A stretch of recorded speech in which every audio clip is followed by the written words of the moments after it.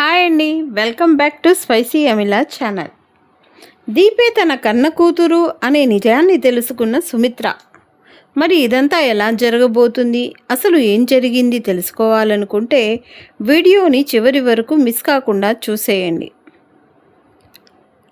జోష్న నిజస్వరూపం బయటపడాలని కోరుకునేవాళ్ళు వెంటనే వీడియోని లైక్ చేసి షేర్ చేయండి. పాపం సూరజ్ని చూడు బావా, ఎలా గాయాలయ్యాయో అని అంటూ ఉంటుంది దీప. జోష్న అంతే. జోష్న మూర్ఖురాలు. తను అనుకున్నది చేయడం కోసం ఎంత దూరమైనా వెళ్తుంది. దాని పొగురు ఎప్పుడు అణుగుతుందో ఏంటో బావా అని చెప్పేసి దీప కార్తీక్లు మాట్లాడుకుంటూ ఉంటారు. ఇక దీప సూరజ్ దగ్గరికి వస్తుంది. సూరజ్ అంటాడు, దీపగారు మీకు ఇక ఎలాంటి భయం లేదు, నేనున్నాను, నేనంతా చూసుకుంటాను, మీరు టెన్షన్ పడాల్సిన అవసరం లేదు, మీకు ఇంగ్లీష్ కూడా నేర్పిస్తాను అని సూరజ్ అంటూ ఉంటాడు. అలా సూరజ్తో దీప మాట్లాడుతూ ఉంటే కోపంతో రగిలిపోతూ ఉంటుంది జోష్న అయితే. ఇక ఇక్కడ చూస్తే శివనారాయణ దశరథ ఇలా మాట్లాడుకుంటూ ఉంటారు. చూడు దశరథ, మన కంపెనీ గ్రోత్కి వెళ్తుందని నాకు అనిపిస్తుంది.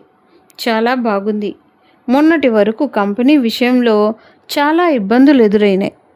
కానీ ఇక మీదట మన కంపెనీలో ఉన్న స్టాఫ్ అలాగే సీఈఓగా ఇప్పుడు ఇద్దరు పోటీ పడుతున్నారు.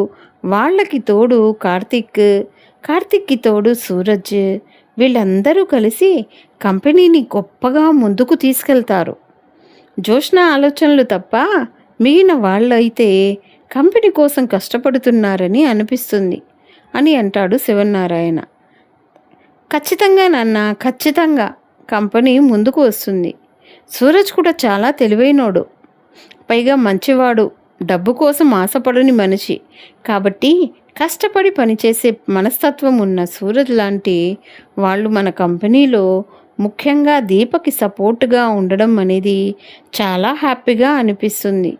దీప కూడా గొప్పగా సాధిస్తుందని అనిపిస్తుంది అని అంటూ ఉంటాడు దశరథ. అప్పుడు శివనారాయణ అంటాడు, ఏంటి దశరథ, కొన్ని రోజులుగా నిన్ను గమనిస్తున్నాను. జోష్న నీ కన్న కూతురు. జోష్న గెలవాలనే ఆలోచన, కోరిక నీలో ఉండాలి. కానీ నువ్వు చూస్తే దీప గురించే ఆలోచిస్తావు, దీపే గెలవాలని కోరుకుంటావు. ఏంటిదంతా అని అంటే దశరథ అంటాడు, అదేమీ లేదు నాన్న.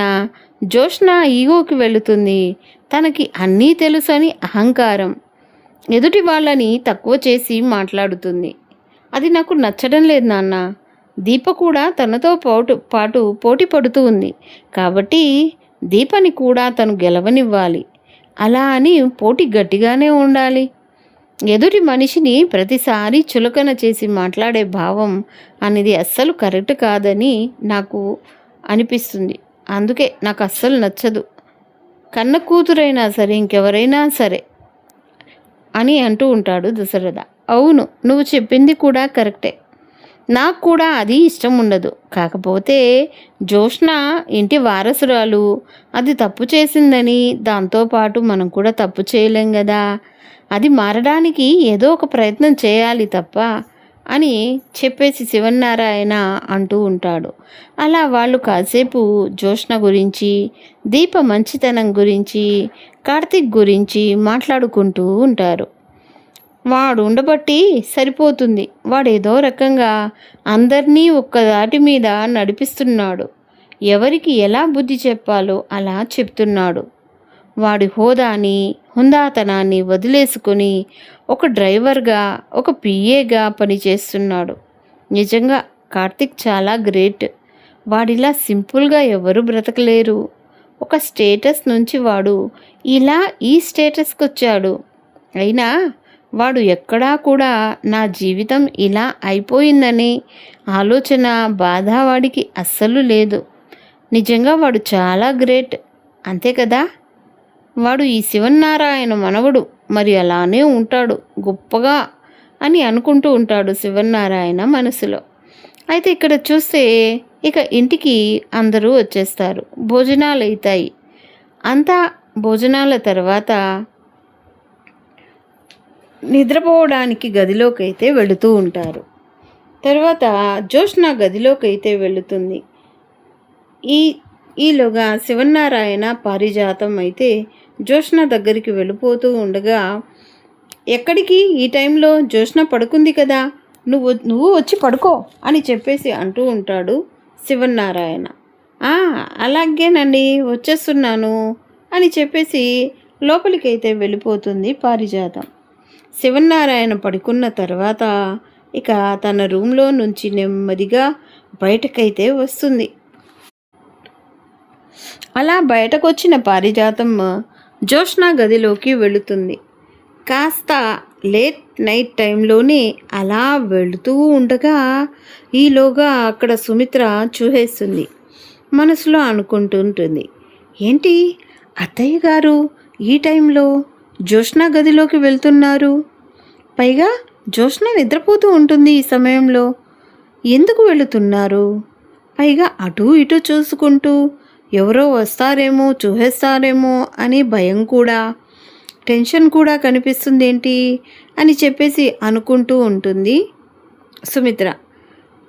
అటు ఇటు నిద్ర పట్టక సుమిత్ర తిరుగుతూ బయట హాల్లో కాసేపు ఆలోచిస్తూ తండ్రి విషయాలు, జరిగిన విషయాలు, గతాన్ని తలుచుకుంటూ బాధపడుతున్న సుమిత్రకు అక్కడ పారిజాతం ఈ స్థితిలో కనిపిస్తుంది.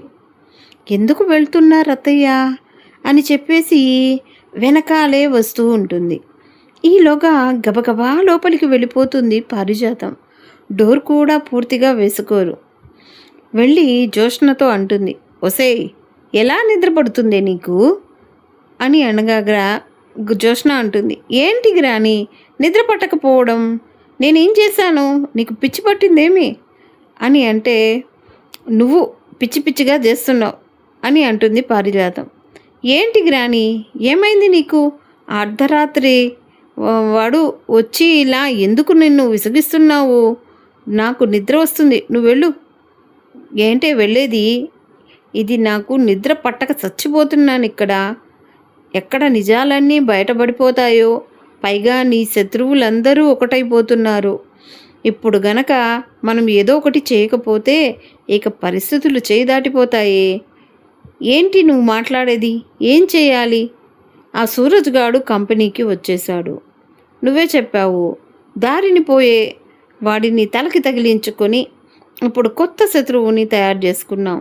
ఒక పక్క దీప, కార్తిక్కు, మరో పక్క ఆ సూరజ్. కంపెనీలో నీకు వ్యతిరేకత పెరిగిపోతుంది. నువ్వు సీఈఓ కావడం కాదు కదా, ఈ ఇంటి నుంచి కూడా బయటికి వెళ్ళే పరిస్థితులు ఏర్పడుతున్నాయే. నిజం బయటపడిపోతే మీ అమ్మే నిన్ను మెడపెట్టుకు బయటకు గెంటేస్తుంది.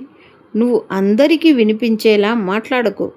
ఇప్పుడు ఎవరూ ఉండలేవే, ఎవరూ రూమ్లో వాళ్ళు పడుకొని ఉన్నారు, అందుకే నెమ్మదిగా చూసుకుంటూ వచ్చాను అని అంటుంది పారిజాతం. ఇలా పారిజాతం జ్యోత్స్న మాట్లాడుకుంటూ ఉంటారు. నాకు నిద్ర పట్టడం లేదు, ఎక్కడ నిజం బయటపడిపోతుందో, ఎక్కడ నీ పరిస్థితి ఏమైపోతుందో అని భయంగా ఉంది అని అంటుంది పారిజాతం. నాకేం కాదులే గ్రాని, ఈ జ్యోత్స్న ఎప్పటికీ కూడా బయటపడదు. ఈ జ్యోత్స్నదే ఈ ఆస్తి. నా మమ్మీ డాడీ కూడా నా వల్లే ఎప్పటికీ కూడా నిజాన్ని బయటికి రానివ్వను. నేనే ఈ ఇంటి అసలు వారసురాలిని. అదేంటి జ్యోత్స్న?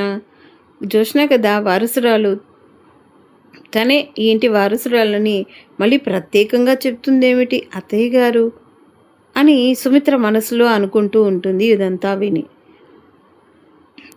చూస్తే ఏదో నిజం బయటపడిపోతుందని ఎందుకు అంత టెన్షన్ పడుతున్నావు గ్రాని అని చెప్పేసి అనుకుంటూ ఉంటుంది. సుమిత్ర అయితే అసలు అర్ధరాత్రి సమయంలో వీళ్ళు ఎందుకు ఇలా మాట్లాడుకుంటున్నారు అని చెప్పేసి ఆలోచిస్తూ ఉంటుంది.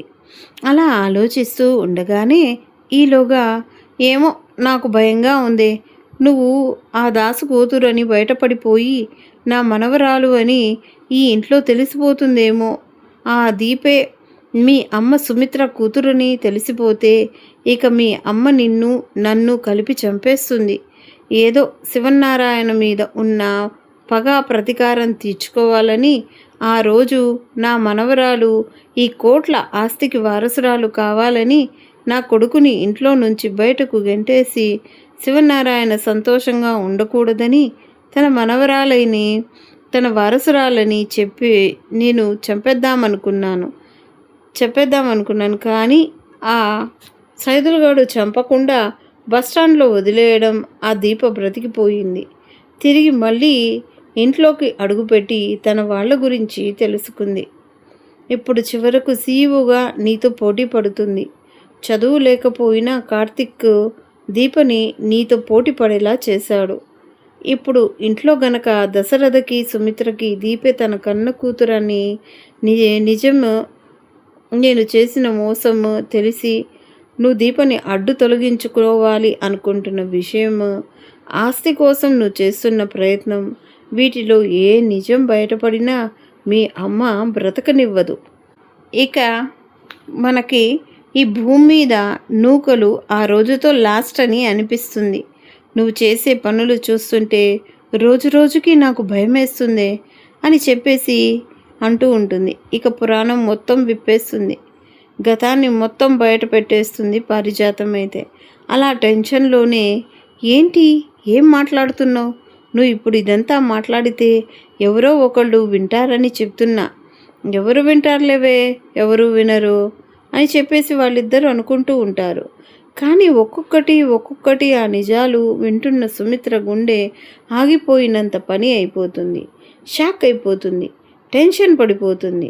తను మాత్రం దీప తన కన్న కూతురని, ఆ రోజు తన పుట్టినరోజు నాడు దీప వేయించిన డ్రాయింగ్ గుర్తుకొస్తుంది. మొదటిసారి అంటే నా కన్న కూతురు కాబట్టే దీప నా కోసం ఇంతగా తాపత్రయపడుతుంది. నా కన్న కూతుర్ని నాకు దూరం చేసి తన కొడుకు కూతుర్ని నా ఇంటి వారసురాలిగా నా కన్న బిడ్డని చేసి నేను పొత్తిళ్లలో పెంచుకోవాల్సిన నా బిడ్డని అనాథగా చేసిందా? అసలు ఎంత ద్రోహం చేశారు! నా బిడ్డని నాకు కాకుండా చేసి తన వారసురాలని మాత్రం గొప్పదాన్ని చేసుకుని ఎంతగా ద్రోహం చేసేవాళ్ళు నా ఇంట్లోనే ఉన్నారా? మామయ్య గారికి ఈ విషయాలేమీ తెలియక, పారిజాతం అత్తయ్య గారి గురించి పూర్తిగా వివరాలు తెలియక మామయ్య గారు ఎంతకాలం గుడ్డిగా ఇవన్నీ నమ్మారు. జోష్నే నా కూతురు అనుకుని భ్రమపడి ఎంత పెద్ద తప్పు చేశాను అంటూ కుమిలిపోతూ షాక్ అయిపోతుంది సుమిత్ర. అలా సుమిత్రకి దీప తన వారసురాలన్న విషయం అయితే తెలిసిపోతుంది. మరి ఖచ్చితంగా రాబోయే కథలో ఇలా అయితే జరిగిపోతుంది. ఇలానే జరగాలి, నిజం బయటపడాలి అని మీరు కోరుకున్నట్టయితే వీడియోని ఖచ్చితంగా లైక్ చేయండి. మీరు ఇచ్చే ఒక లైక్ మాకు చాలా సపోర్టివ్గా, ఎంకరేజ్మెంట్గా ఉంటుంది. మరి కొత్త ఎపిసోడ్తో మీ ముందుకుంటాము. ధన్యవాదాలు. Thanks for watching.